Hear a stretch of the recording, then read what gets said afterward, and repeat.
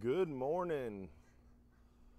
Hope you guys are doing well on this beautiful Friday. You're looking forward to a great weekend of some beautiful weather. It is another gorgeous day here inside Johns Pass. Beautiful sunrise view. We got a lot of exciting stuff coming up this weekend. We wanted to tell you a little bit about that. We wanted to give you an update on the red tide or lack thereof, and we wanted to tell you a little bit about the meeting I was at all week and update you on what's going on in our fishery. So first things first, the red tide report. Red tide there's a lot of misconceptions about red tide. Red tide is a living organism. You cannot smell red tide. So just want to get that out there. A lot of people are saying, well, I smell red tide. It's in Johns Pass. Well, you don't smell red tide. It's a living organism, so you can't smell it. They don't have a stinky, pungent odor like we do sometimes, you know.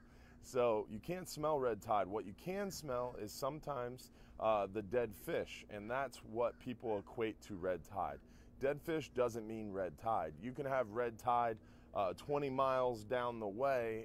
It kills fish, and the wind blows that fish elsewhere. So around Johns Pass, around Pinellas County, we do have some very low levels of red tide. So there is red tide detected in Pinellas County, but it's very light.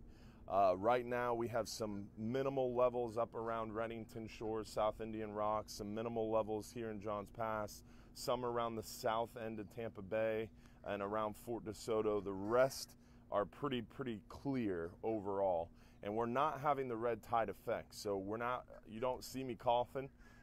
We don't have the scratchy throat. The weather is beautiful. The fishing is great. And as you can see behind me, there's not a bunch of dead fish floating. So don't believe everything you read. Don't believe everything you hear. We're keeping you up to date with what's going on with this whole red tide issue. And right now, there is no red tide really in our area. Granted, there are sample levels. There is a background level of red tide. There is occasionally some areas where you'll find some small dead bait fish, but in my opinion, that's coming from elsewhere, either a little bit offshore. We have found some areas a mile or two from shore where there's some dead bait fish floating. It has been a little tricky to catch our pinfish for our fishing trips.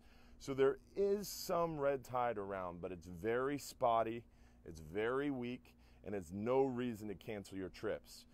First of all, offshore fishing is never affected by red tide. We could have the worst red tide in the world, and our offshore fishing is not going to be affected. What is affected is our dolphin watching, our shelling, our snorkeling, our island trips. But right now, we're still snorkeling. That's how nice the water is out of Egmont Key. So there is absolutely nothing to worry about as far as the red tide is concerned. It's gorgeous out here. It's a great time to get out in the water.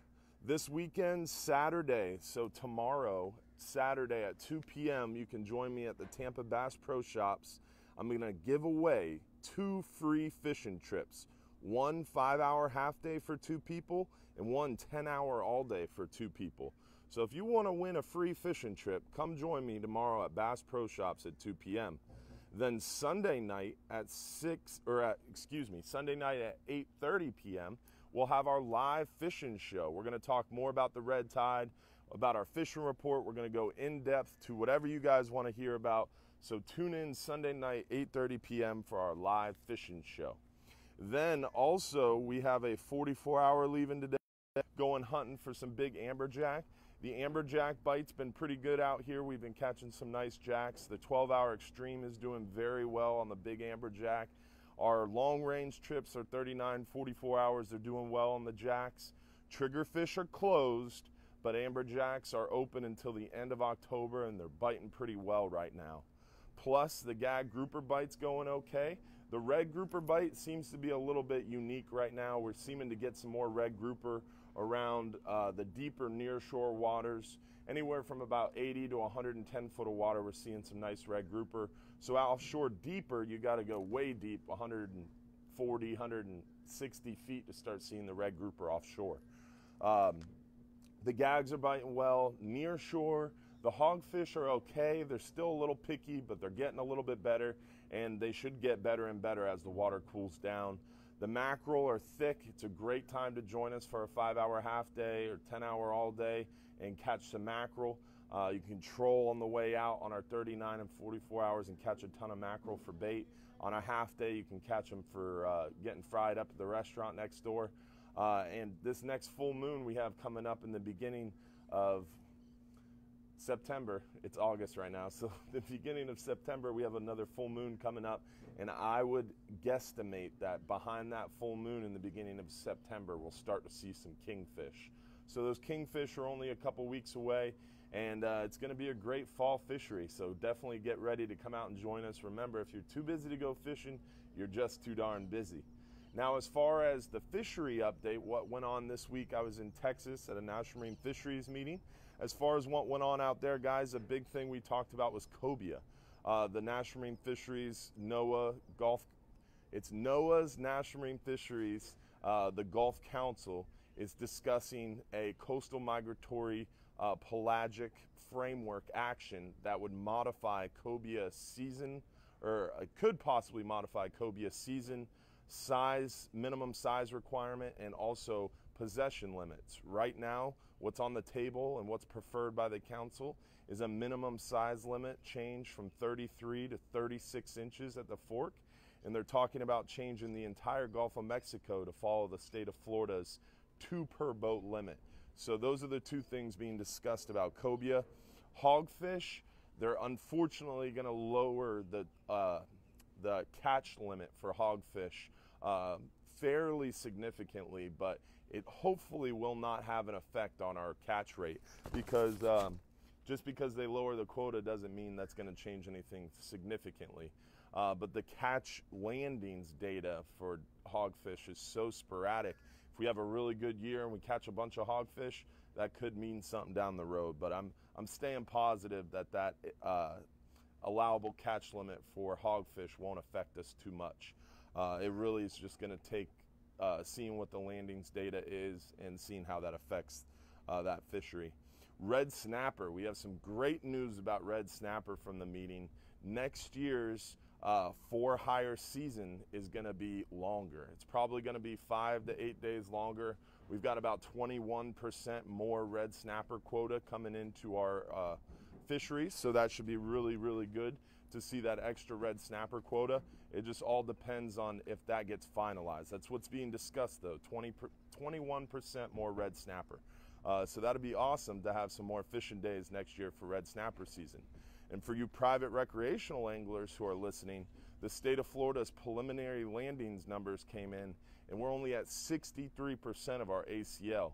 So next year, Florida's private recreational season will be longer as well. I would guesstimate the for-hire season for 2019 is probably going to be closer to like 55, 60 days, and the private recreational season will probably be closer to 50 days as well. So it's really cool to see the state of Florida's FWC doing such a great job managing our private recreational industry, that our seasons are finally growing for private recs. So that's awesome. A lot of stuff about mangrove snapper. Right now, the mangrove snapper are still being discussed. They did a stock assessment on mangrove snapper, also known as that mangrove snapper. I don't want to confuse you, but the mangrove snapper stock assessment, because of the stock status criteria they used, they determined mangrove snapper are, according to the assessment at least, are overfished and experiencing overfishing. But they're going to change that stock status criteria, and hopefully that will help us remove that overfishing or overfish designation and experiencing overfishing, because if they actually deem them overfished, that can mean paybacks, that can mean a rebuilding plan, and that's the rabbit hole we went down with red snapper and caused a lot of problems. So I'm hoping, praying, and being positive and doing a lot of work at the council level to hopefully influence a change in the stock status criteria to avoid that overfish designation. Dr. Crabtree, Dr. Clay Porch, all the guys from the Southeast Regional Office and the Southeast Fishery Science Center all agree there's no reason to deem those fish overfished. So they're all working on our side to help improve access and hopefully not restrict those mangrove snapper at all. The other big thing is red grouper. A lot of talk about red grouper and how red grouper are in trouble. And right now they're looking for comments. If you want to comment on the red grouper fishery, I'll give you the link so you can go tell the council what you think about the red grouper and what they should do. But we should see at the next meeting in October the interim analysis on red grouper. We're doing a red grouper stock assessment. CDAR 61 is going on right now, and that CDAR 61 in mid-September, my father and I will be attending the data workshop on red grouper to see where it's going. But in the meantime, before that stock assessment's done, the Science and Statistical Committee are going to look at red grouper and make an interim analysis. And they'll announce that in October. So hopefully that's going to go well, and we won't have any changes to red grouper in that interim period. But the last and final thing that was kind of cool that happened at the meeting is they're talking more about the amberjack. Right now we have an amberjack season of May, August, September, and October. And at the October meeting, we're going to talk more about maybe looking at fractional bag limits or season quota splits to try to enable amberjack to stay open as long as possible. So a lot of cool changes, a lot of cool things coming up. The carryover provision, if we underfish our quota, they would give us that quota that we didn't use back the next year. That'll be discussed in October as well. So a lot of cool things coming up. We have electronic reporting for the for-hire industry, charter boats, party boats. As of 2019 in April, you will have to have a hail out. You'll have to report your catch before you unload the fish, and you could possibly have to have a vessel monitoring system, a GPS or a VMS that's going to track our boats so they can validate that data. And we'll be telling them exactly what we catch before we get back to the dock so they can come down and check it and verify it again. So that's pretty interesting. So a lot of cool stuff going on right now, guys. And don't forget, tomorrow, Saturday, 2 p.m., you can come join me at Bass Pro Shops to learn more, learn a little bit about fishing, hopefully, and you could win a free 5-hour half day or 10-hour all day. And then don't forget, Sunday at 8:30 p.m., we have our live fishing show where we're going to be talking all about nearshore and offshore fishing and whatever you want to hear about, and talking more about a red tide update and our fishing reports and giving you tons of fishing tips and tricks. So we'll see you Saturday at 2 p.m. or we'll see you Sunday night at 8:30 p.m. Remember, if you're too busy to go fishing, you're just too darn busy. Make sure you check in Sunday morning to see how our 44-hour does. It's going to be a great trip. We're ready to go catch some big fish. And it's a great time to come out and join us in Johns Pass. The weather is great, fishing is good, and red tide is very minimal. We hardly see any effects from it at all. Don't worry about the red tide, guys. Let's get out and enjoy the water, have some fun in the sun, and we'll see you soon inside Johns Pass. Have a wonderful day, guys. Enjoy your weekend, and happy Friday.